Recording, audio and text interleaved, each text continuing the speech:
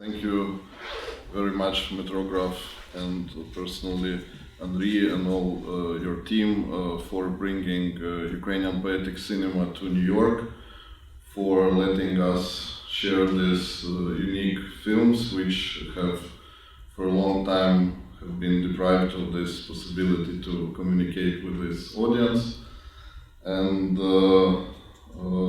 finally, after on the third days of presentation, I will present a film which I actually took part in creating. So this will not be the stories I will share which I heard something. This film was, I witnessed how it was made personally. And it was born out of the stories of told to Yuri Illienko, my father, by Sergei Parajanov about his prison time experience in the 70s.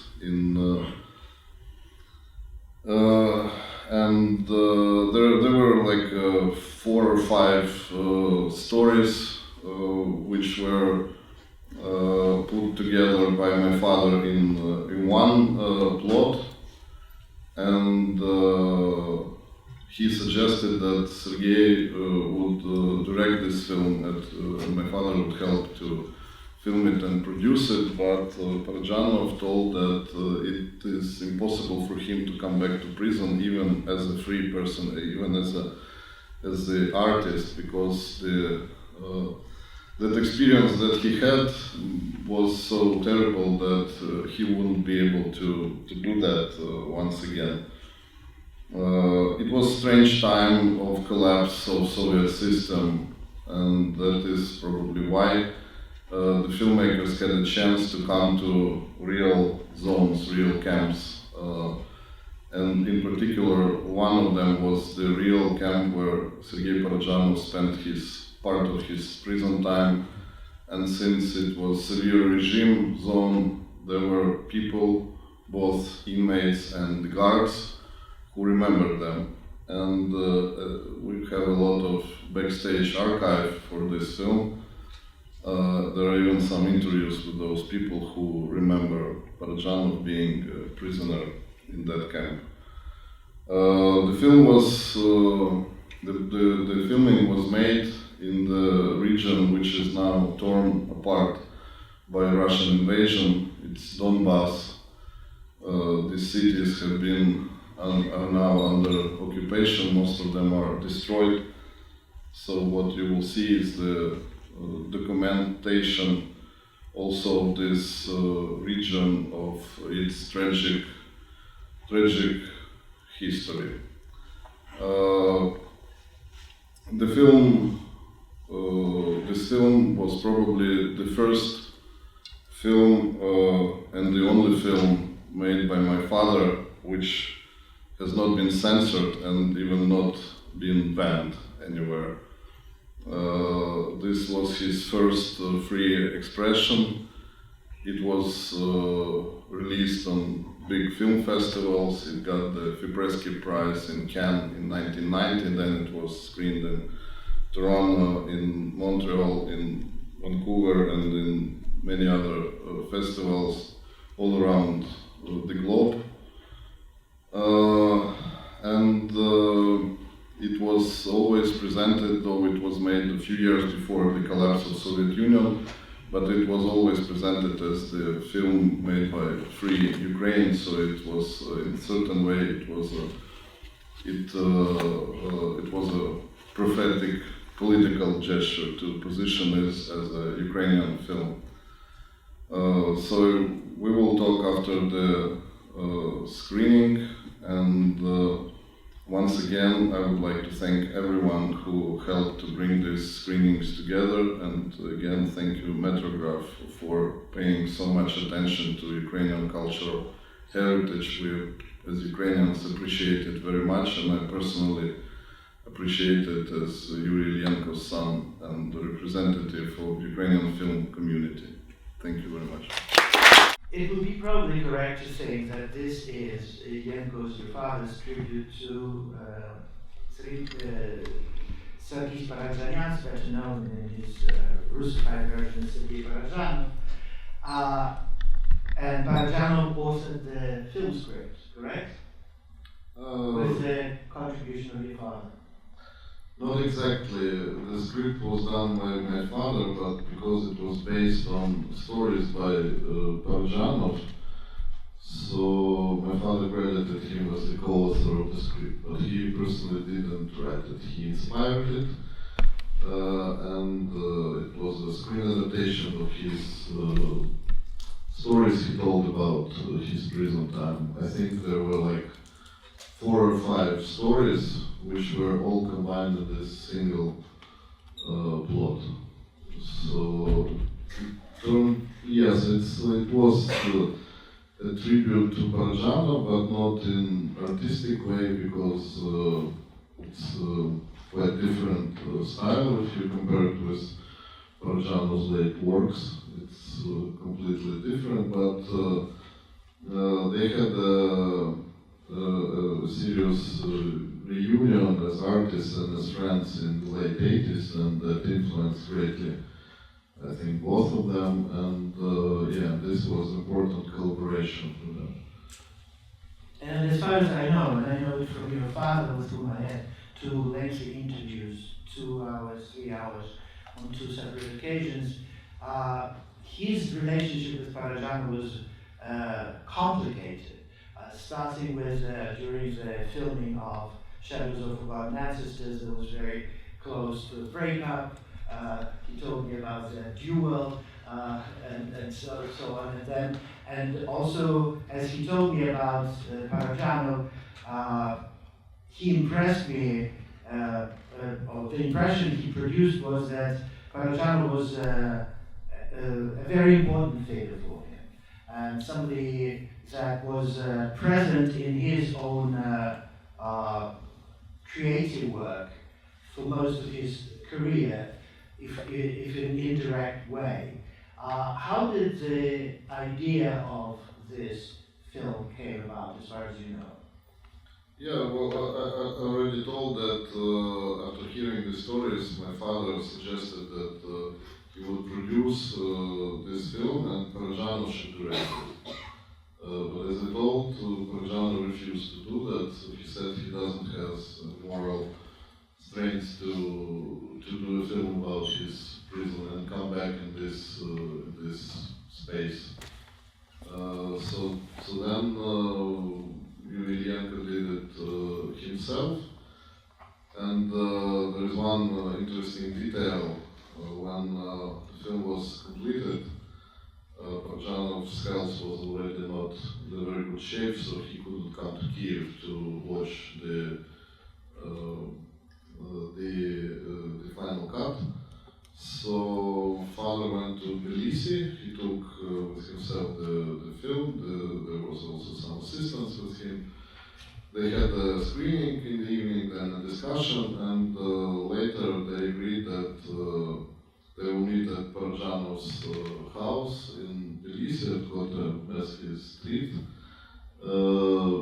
Just 2 of them to discuss more deeply the film.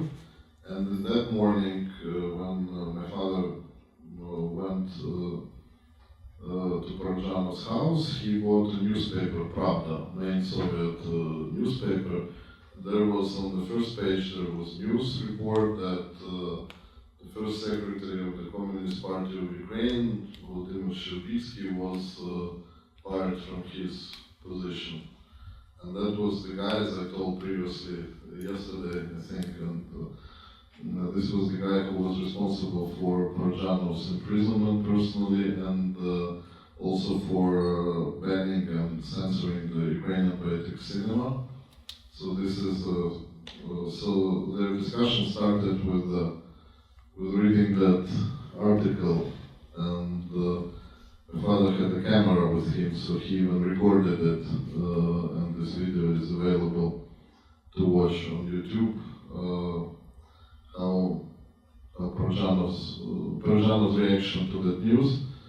It was very with exclusive, obscene Russian lexics.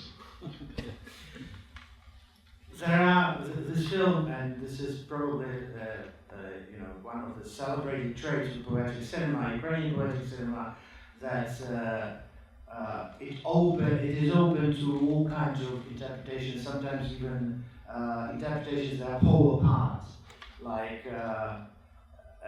very often you come across the opinion that the film is about the general collapse of Soviet society, breakup of interpersonal relationship, collapse of morality.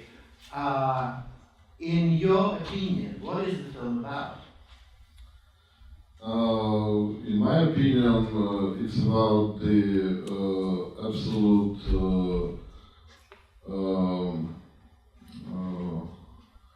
not collapse, but degradation of the Soviet system and comparison the whole Soviet Union to a prison, and this encapsulation of these people inside hammer and circle when the guy escapes the prison itself but finds himself all the time in other ways of captivity, and all of them are in this captivity, but in fact these prison walls are rotten, and specifically that's how my father described me the scene in which when I climbed back to this renewed monument, and they renewed it, but it's still you can puncture it with a finger. They made special holes there that I should have used, but I missed one. You can see that. It was painful, yeah. In one important way, and this is again an observation, this film departs from the body of films preceding Swan Lake Razom, in that it can be argued that in a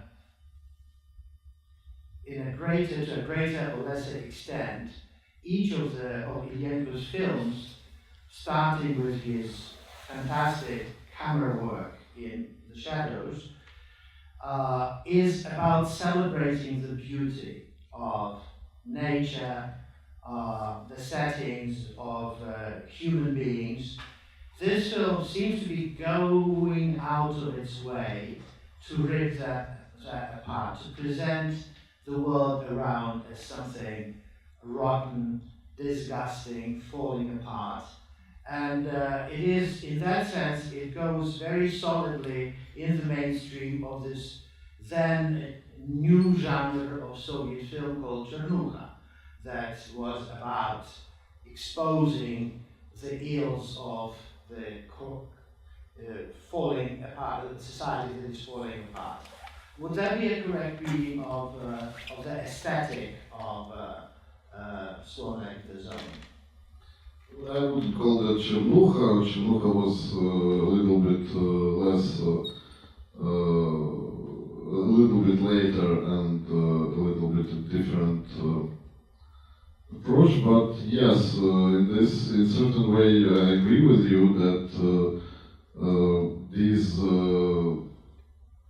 absolutely horrible settings of this Donbass, which was tortured by this industrial pollution and all those prison camps, and most of the people who were living outside these prison camps used to spend some time inside from time to time. So it was this region was destroyed by this this Soviet infrastructure, which cared not much about nature or environment, nor the people who lived and worked there and made the horrible experiments with their souls. So in this way, this film is very contradicting with this love for beauty but in a way showing this deterioration and decay is sort of, at a certain point, becomes a form of aesthetical depiction of it, like this scene where he, for almost 1 minute, he pulls out his socks when he first arrives in this monument and shows his feet that have been tortured by this escape with this prison boots. So this is like, yeah, something when something disgusting becomes a form of aesthetic. If you look at the Soviet Union, not in a narrow sense of some communist order, but in a wider sense of just another reiteration of Russian imperialism, hidden behind the facade of social liberation, down with exploitation, and so on and so forth, I would find the message sent by the film, and I would dare say that that message is there is no easy escaping the Soviet Union, is prophetic. Because many people had a kind of a euphoria that now that the Soviet Union collapsed, sky's the limit. We are going to build this new Ukraine free of oppression, flourishing with talent and everything else. And Yuri Illienko in this film warns us that there is no easy escaping the Soviet Union. People themselves return to it, return to the barrack, and eventually die. What do you say to such a reading? I didn't have this reading when the film was released, because it was released before the collapse of Soviet Union, actually 1.5 years before that. But when years passed, to some extent, yes, it was prophetic, and in particular, I think that my character, who is just a child at that moment, at the moment of collapse of Soviet Union, and sort of I think that how his fate could have been shaped out in that region with that kind of starting point in his career. I think he's a sort of a guy who could become anything from nowadays oligarchs in Donbass to whatever, to some Vatniks style human being who lives in the strange world between Russian propaganda and some absolutely fantastic views on the world outside Donbass, because statistically 60% of the people who live there never left Donbass in their lives. Not even to other regions of Ukraine. So they spent all their lives there, and they see no other world and only watch Russian TV. And that's one of the reasons of what is actually happening now. Another kind of feature of the film that catches the eye immediately, or the ear, to be more precise, is the rather sparing, almost minimalistic use of language. There's no language in it. And this, and if there is language, it's more kind of ritualistic, incantation-like, but it's not the kind of dialogue that drives the plot of the film. And it strikes me particularly when you compare the abundance, the overflow of language in your father's last film, Prayer for Hetman Mazepa, where in the final, as far as I know, in the final version of it, there's even the narrator's text included. Why? What would you? How would you explain this kind of starkly opposing treatment of the use of language in the swan-like the zone and in prayer for Hetman Mazepa? I think, first of all, it's not the first time he did a film almost without dialogues, or where the dialogues are more like a soundtrack, like sort of a sound design rather than information that is necessary to understand the plot. We watched yesterday the Well for the Thirsty, which is in many ways very, I would say these films stand out, and they are very close in their minimalistic concept of the artistic means used to tell the story. But I guess he wanted his films to look differently all the time.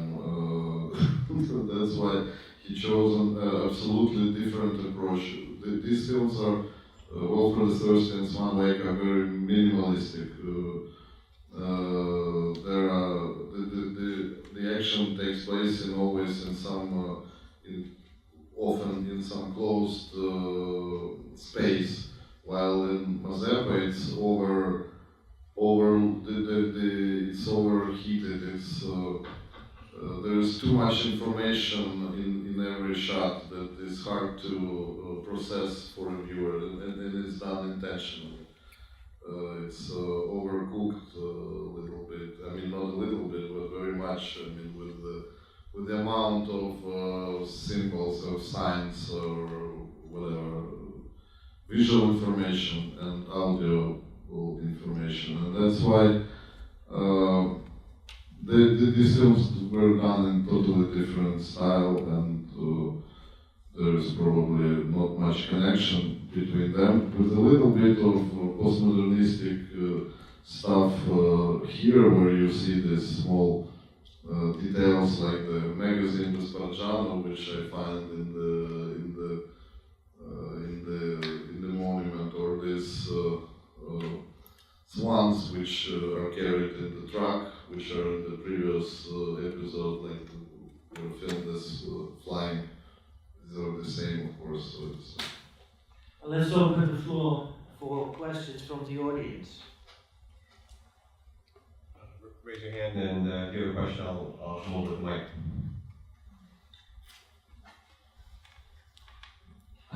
Thank you.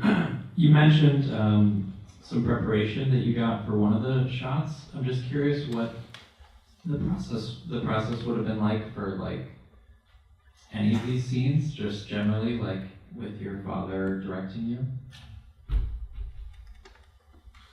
It was not the first time I acted in his films. I had previous experience. The previous film was called Straw Bells, and I had a big part in it, one of the main roles, with a lot of dialogue also, and so I already had some practice and training before. So this film basically treated me as everyone else, which was hard, because it was not easy to work with him. But he worked with not like usually the directors work with children, try to trick them into doing things. He was just telling me what to do and what is happening, and I even managed to cry on the set when this scene happening near the railway station. I was really surprised that I could do it. I didn't expect that it would work out for me. And I was even asking them, maybe you could bring these fake tears, to put me some drops in the eyes, but in the end, I managed to do that.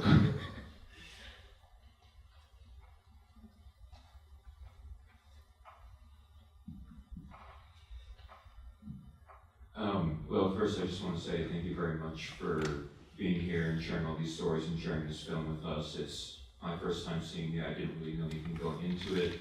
Incredibly powerful film, and the period, of just the eminent collapse that is so palpable. And one thing I was wondering about is, of course, the hammer and sickle monument is so striking, and it's just loaded with symbolic irony. And I'm guessing that was like actually just there and not something kind of put up for the film. And if that was the case, was the state of the like local kind of political situation, did they just not give a shit that much where they're like, oh yeah, you can use this, you know, our sacred communist monument for your film, and you know, like it's obviously decades before that wouldn't have been allowed, but I'm just curious what the story is there. Thank you for the question. There is a very interesting story behind that.